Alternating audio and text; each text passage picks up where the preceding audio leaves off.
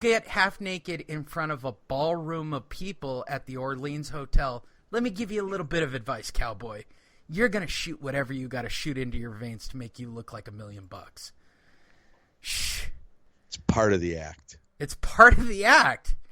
I'm not going to be like, that's literally like a stripper telling you, I don't eat very much. I think I have a problem. No, it goes with the job, bitch. Because if you're fat, I don't think anybody's throwing a 20 at you. Sorry. Yes, I've had it told to me. I've literally had it told to me. Bleeding Deacon told it to me. Literally heard it. Oh, what are those? What are you taking? What are in the? I said, pretty much. Here's what I can tell you about the pills and the injectables I'm taking to prepare for this fight or MMA bout. 1, they're legal. 2, they're prescribed. 3, none of them seem to get me high, as far as I can tell. And that's all you need to know. Well, I think you're abusing it. Well, good for you. When you get half naked in front of a room full of people, give me a call. And have somebody else who wants to beat your brains in. You give me a call. I was recently told this. You're going to appreciate this. You're just in a listening mode today. I feel like that. Now that we've exorcised your demons from earlier in the week, I had this told to me that this show is in direct response to a friend of mine's show. And I was told this through a source. So I'm now playing the odds that he's not listening to the show, or if he does, I want to make it abundantly clear. I think Recovery 101 is a phenomenal show. I helped create it with my friend. I wish him much success. But this show that I'm doing is just my cheap and sorry excuse to find people who want to get the fuck out of the cult and still want to be programmed. I just think that this niche occurs. And I get to talk program because you're actually a program person. I really don't like program or program people. If everybody was like you, Ian, I'd probably enjoy meetings. Right. Thank you. They're not. Did you go to a meeting this week? Sure. Were people bitching and complaining again? No. I actually had to chair the meeting that we talked about a few weeks ago. Okay. Wow, we've got a segue back to that. We can end on that note. How is that meeting going? Excellent. 45 people last night. 45 people. Yes. Are you still getting any kind of iota of shit over the chairgate? No, because, well, yes, another chair broke last night. The money has been transferred for the chairs, but the chairs haven't arrived yet. Or the money has been shared to the owner of the meeting hall. Just the chairs haven't arrived yet. They've been ordered supposedly, but they're not there. Have we made peace with said owner of said establishment? Yes, because the shit stirrer has not been there. So the one shit stirrer who gave you shit, if you're listening to shows, where in theory were you doing this show just to be a shit stirrer? I'm glad we could air the shit about the individuals who are listening to this, thinking, how I almost feel like I need to play Carly Simon. You're so vain you think this song's about you? Right. What the fuck? Yeah. Exactly. Sorry, no. We're vain, exactly. And we want to talk about us. Yeah, supposedly he's been out by you. Oh, really? Circuit speaking, yes. Circuit speaking. Is there money in circuit speaking? I couldn't tell you because I remember I was asked to speak at a conference about 12 years ago, and I was kind of offended that they paid for my plane ticket. Yeah, I could see if you're like a deadbeat shitbag who can't, do anything, get a job, else, you're still where you were when you stopped drinking and using. Right. I also don't get people who turn into career program speakers or make that their lives. Oh, I do. It's the closest thing to a rock star they could be. Wait, I'll even go a step further. I don't even get people who take that and then leverage it into sober living. Like, you're now profiting on the whole thing. A gift that's been given to you. I get that we need sober living homes. I do. Yeah. I do. Yeah. But some of the people who run those things and the way they run them and their behaviors are fucking frightening. Right. I'm always like I would run a women's house, but then I'd be accused of. Oh no, I always had that dream. Yeah. Look, when I almost left, I stayed at a place called the Bishop Gooden Home. By the way, there's a plug. Bishop Gooden Home, Pasadena. If you can afford it, the best sober living money can buy and program. It was well worthwhile. I was going to move out with 2 girls who were freshly sober from the county program across the street. Mm-hmm. Tell me that isn't a great plan. Ooh. One of whom was an ex-stripper. Ex? Well, ex just means she wasn't currently doing it while she was getting sober. So, unemployed stripper. Right. Okay. Tell me this wasn't a great plan on paper. Sounds wonderful. Wonderful. We need a 3-bedroom, Three's Company lifestyle with the 3 of us. Oh, my God. Uh-huh. And what do you suppose happened that derailed the whole situation? Mr. Furley. No. Nice try, though. What was the other guy's name? People ask me all the Mr. Roper. What was Norman Fell's Mr. Roper. Mr. Roper, yeah. Mr. Roper. I'll tell you what derailed me and why I'm still angry about the disease to this day. The fucking disease did. Fucking bitches relapsed. Oh. Shocking. Yes, and then their families finally stepped in and carted them away. It was all your fault. It was all your fault that those girls relapsed. Can you imagine what that house would look like? 2 girls and me. I wouldn't even have to do shit. I'll just scoop up leftovers. If you 2 can just drag your girls home and whatever. Oh my God. Oh my God. That's heaven on earth. So you're going to go to a Cat Coda meeting? Yeah, I guess. I got to tell you, Coda's really not safe so close to Valentine's Day. Really? Well, it's been known to, Here's the thing about Coda meetings, which pick up a stage 10 clinker. I'm willing to go to a Coda meeting pretty much year round. I have yet to see anybody hot at a Coda meeting. I have yet. You got to come here, buddy.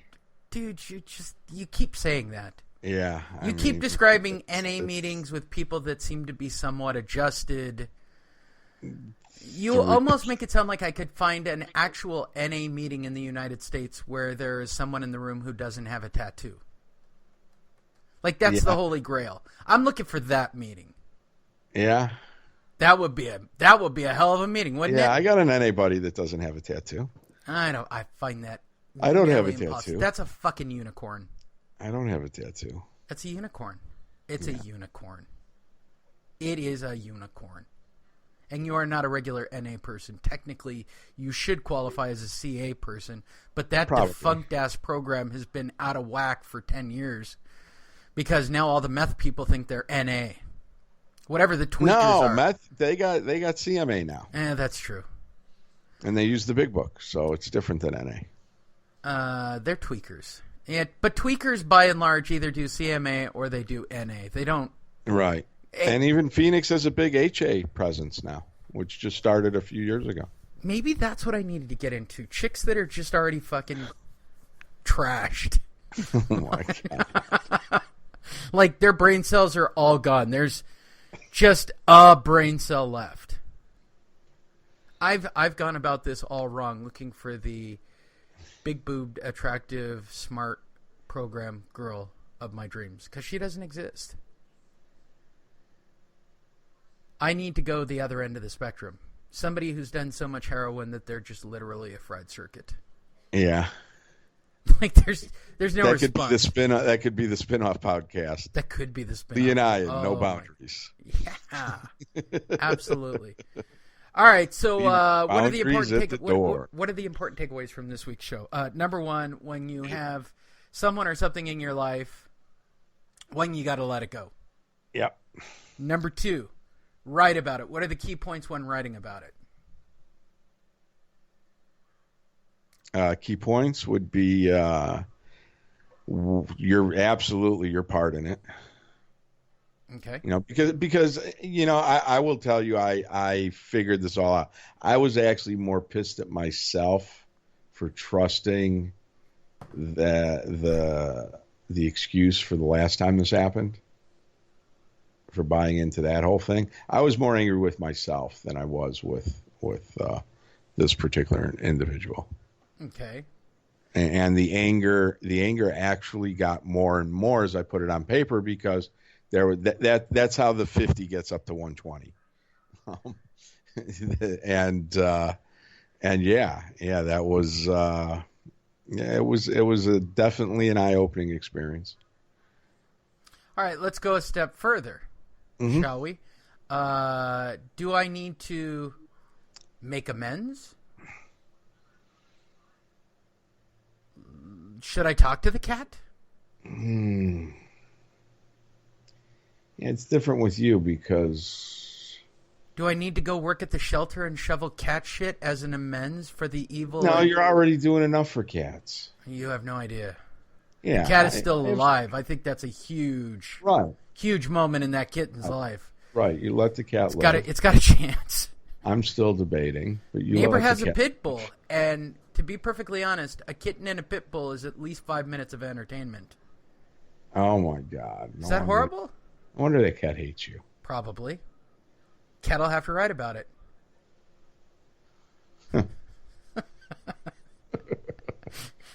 Do I just mock all things program? Let me confirm it for all of you. Yes, I do. The cat owes the pit bull an amends. The cat owes the pit bull an amends. I mean, I'm sure there are some of you who want the PC answer, which is yes, I guess pit bulls and kittens can get along in a certain world, and not all pit bulls are just monstrous killers. How about everybody just calm the fuck down and understand that Obama was the first one to sign the refugee ban. Trump just extended it. Right. And stop protesting and being politically correct. Yeah, let it go. It's nothing new. Only the credits have changed. Well, on the topic of letting it go, right? All these protesters, especially people in meetings. I'm sure this is a topic in meeting. I'm sure there are people still pissed off about Trump. Oh, yeah. Okay, here's my thing. Oh, I hear Obama's going to ghostwrite Trump's next book. Is he? That would be funny. He should. So, here's the thing. For all of you that are angry about something you have, first of all, you should write about it. I heard the Clinton Initiative closed up. There you go. The Clinton World Initiative, that big charity, just shut its doors. Nowhere on the news, but it shut its doors. As it should. Yeah, well, there's no reason to give them any money anymore. How come people can't let that go? It appears to me that the quote-unquote program people that I encounter that are supposed to be very... They still haven't been able to let go of the Monica thing. Here's the thing. People who should be very tolerant and the left and very understanding and empowering seem to be very angry and destructive when they don't get their way. Why can't they let it go? And the thing that they're really angry and destructive at is the Electoral College. I guess. I mean, in theory, what do they want? They want the popular vote? Well, that just means if you live in Maine, you're fucked. I mean, your vote doesn't matter. Literally, it does not matter. Oh, yeah, it will, because it'll be a popular vote. Doesn't work that way, asshole. There's a reason we have the college. Oh, well. Yeah. Who am I? I'm not here. I'm just trying to find the appropriate steps of letting go my anger and my angst. Do I need? And the ultimate question is: do I need to make amends to the kitten?